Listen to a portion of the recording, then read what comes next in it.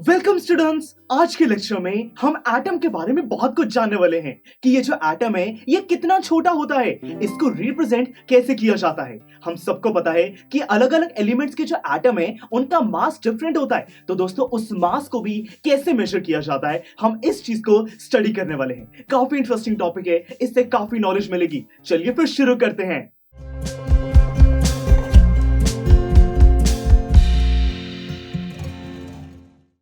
तो दोस्तों शुरुआत इसी चीज से करते हैं कि ये जो एटम्स हैं ये कितने छोटे होते हैं। बहुत ज्यादा छोटे, बहुत ही छोटे होते हैं दोस्तों। अगर हम एक एटम के रेडियस की बात करें तो वो दोस्तों रेडियस होता है 10 raise to the power -9 metre. इसको 1 नैनोमीटर भी कहा जाता है। हमारे जो हेयर्स होते हैं, हमारे हेयर का जो साइज है उससे भी 100 टाइम्स छोटा दोस्तों एक एटम का साइज होता है, मतलब कि काफी छोटे हैं। ये भी कहा जाता है कि जब लाखों एटम्स कंबाइन करते हैं तब जाके एक इतना सा सब्सटेंस बनता है जिसको हम देख पाते हैं, तो मतलब कि साइज तो काफी छोटा है। फिर क्वेश्चन आता है कि एटम्स को रिप्रेजेंट कैसे करें, अलग अलग एलिमेंट को रिप्रेजेंट करने का तरीका क्या है। तो दोस्तों देखिए, पहले तो अलग अलग कुछ ऐसे सिंबल्स का यूज किया जाता था कि हमने एक सर्कल बनाया, उसके अंदर डॉट लगा दी तो वो एक एलिमेंट बन गया। तो ऐसे अलग अलग तरीके से इनको रिप्रेजेंट किया जाता था। पर दोस्तों फिर आया international union of pure and applied chemistry, इसको IUPAC के नाम से भी जाना गया। और दोस्तों इन्होंने कुछ रूल्स बनाए, कुछ तरीके बनाए जिससे कि ये जितने भी एलिमेंट्स हैं इनके एटम्स को रिप्रेजेंट किया जा सके। जैसे कि दोस्तों सबसे पहले एक रूल बनाया गया कि जो भी आपके पास एलिमेंट है उसका फर्स्ट लेटर या फिर फर्स्ट 2 लेटर्स को यूज किया जा सकता है उसका सिंबल क्रिएट करने में। जैसे कि दोस्तों देखिए, मैंने यहां पर ये 3 एग्जांपल लिए, हाइड्रोजन, एल्यूमिनियम और कोबाल्ट। देखिए यहाँ पे हाइड्रोजन के लिए सिंपली फर्स्ट लेटर को यूज किया, कैपिटल H से हमने हाइड्रोजन के एटम को रिप्रेजेंट कर दिया। एल्यूमिनियम के केस में हमने फर्स्ट लेटर को कैपिटल रखा और सेकंड लेटर को स्मॉल कर दिया, यानी कि कैपिटल A स्मॉल l से एल्यूमिनियम के एटम को रिप्रेजेंट किया जा सकता है। और इसी तरीके से कोबाल्ट के लिए हमने CO को यूज किया। फिर दोस्तों कुछ और रूल्स भी बनाए गए, जैसे कि हम जो भी हमारे पास एलिमेंट है उसका फर्स्ट लेटर और कोई भी दूसरा लेटर यूज किया जा सकता है। एग्जाम्पल की बात करें तो क्लोरीन और जिंक। देखिए क्लोरीन में हमने C को यूज किया फर्स्ट लेटर और उसके बाद सिंपली मैंने बीच में से L लेटर को यूज किया तो Cl इसका सिंबल बन गया। जिंक के केस में Zn को हमने यूज किया। तो दोस्तों ये भी काफी इंटरेस्टिंग है। फिर एक और रूल बना कि ये जो भी एलिमेंट है इनके जो दोस्तों पुराने नाम है, कोई इनके फ्रेंच, ग्रीक, जर्मन जो नाम होता है उसको भी यूज किया जा सकता है और उनसे सिंबल रखा जा सकता है। जैसे कि देखिए मैंने यहां पर आयरन और सोडियम को कंसिडर किया। दोस्तों आयरन को फेरम कहा जाता है और फेरम का Fe से हमने इसका सिंबल बनाया। सोडियम को नेट्रियम कहा जाता था तो नेट्रियम से Na सोडियम का सिंबल बना। तो दोस्तों हमें यह बात समझ आ गई कि ये जो international union of pure and applied chemistry है इन्होंने काफी अलग अलग रूल्स बनाए जिससे कि ये जितने भी एलिमेंट्स हैं इनके एटम्स को रिप्रेजेंट कर दिया गया। काफी बढ़िया सिंबल्स बना दिए गए। दोस्तों ये पूरा टेबल आप देख सकते हैं, यहाँ पे काफी डिफरेंट हमारे पास एलिमेंट्स हैं जिनके सिंबल्स आपको गिवन है। इन सबको भी याद नहीं करना है, सिंपली दोस्तों धीरे धीरे प्रैक्टिस करके ये सारे आपको बहुत ही जल्दी याद हो जाएंगे। तो चलिए हमने स्टडी कर लिया कि जो एटम्स हैं वो कितने छोटे होते हैं और इनको रिप्रेजेंट कैसे किया जाता है।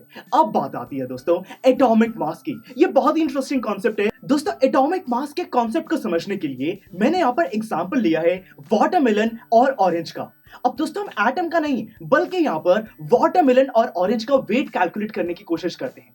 देखिए दोस्तों आज के जमाने में आप क्या करोगे, सिंपली जो भी आपके पास वेइंग मशीन होगी उसको यूज करोगे, वाटरमेलन का आपको वेट मिल जाएगा। पर दोस्तों इमेजिन करो कि हम पुराने जमाने में हैं और ये किलोग्राम, ग्राम ऐसी कोई भी चीज नहीं है, तो आपको अगर इन दोनों चीजों को कंपेयर करना है तो कैसे करोगे। देखिए दोस्तों हम यहाँ पे एक वेइंग स्केल का यूज कर सकते हैं। यहाँ पे हम क्या करेंगे, एक साइड पर वाटरमेलन को रखेंगे, दूसरी साइड पर हम यहाँ पे ऑरेंज को रख देंगे और डेफिनेटली आपको आंसर क्या मिलेगा कि जो वाटरमेलन है वो ज्यादा भारी है। ठीक है दोस्तों ये बात तो समझ आ गई, पर इससे हमें एग्जैक्ट वेट तो नहीं मिला। तो दोस्तों हम क्या कर सकते हैं, यहाँ पे जो वाटरमेलन है ना, वाटरमेलन क्योंकि भारी है इसके कुछ पीसेस कर देते हैं। मैंने यहाँ पर इसके टोटल 12 पीसेस कर दिए। अब हम क्या करेंगे, इन 12 में से सिर्फ एक वाटरमेलन के पीस को लेते हैं। ठीक है, अब इस एक पीस का दोस्तों मैं मास कंसिडर कर लेता हूं कि ये है 1 यूनिट।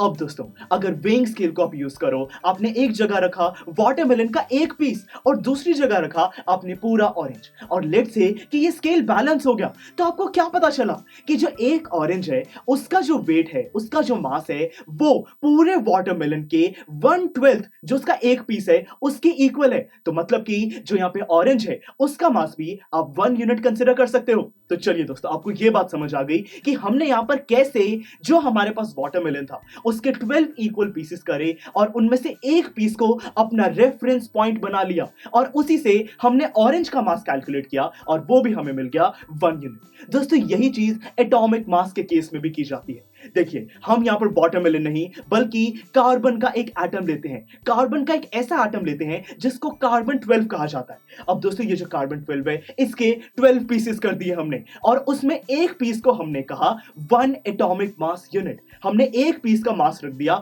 1 atomic mass unit. ये बात समझ आ गई।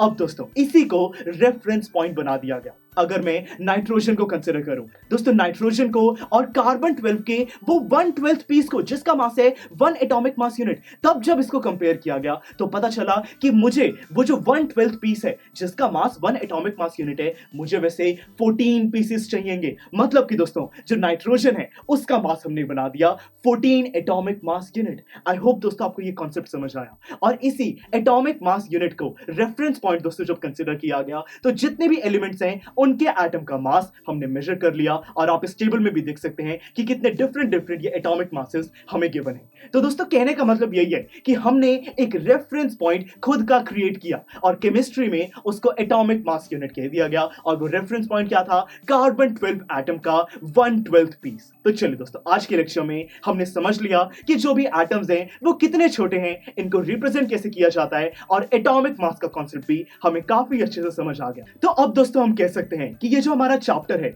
इसमें एटम्स की हमें काफी नॉलेज मिल चुकी है। अब दोस्तों बारी आती है मॉलिक्यूल्स की। नेक्स्ट लेक्चर में हम यह स्टडी करेंगे कि मॉलिक्यूल्स क्या होते हैं, उसकी कुछ प्रॉपर्टीज के बारे में बात करेंगे। See you in the next lecture. I am sure students आपको ये लेक्चर बहुत ही पसंद आया होगा। तो अगर आप अपने हर कंसेप्ट को इतने ही मजेदार और इंटरेस्टिंग तरीके से क्लियर करना चाहते हैं तो डाउनलोड कीजिए हमारी PuStack ऐप, जहां पर आपके लिए और भी बहुत सारे ऑप्शंस अवेलेबल हैं, जैसे कि sample papers, back exercise solutions, written answers and much more. So what are you waiting for? Download the app now.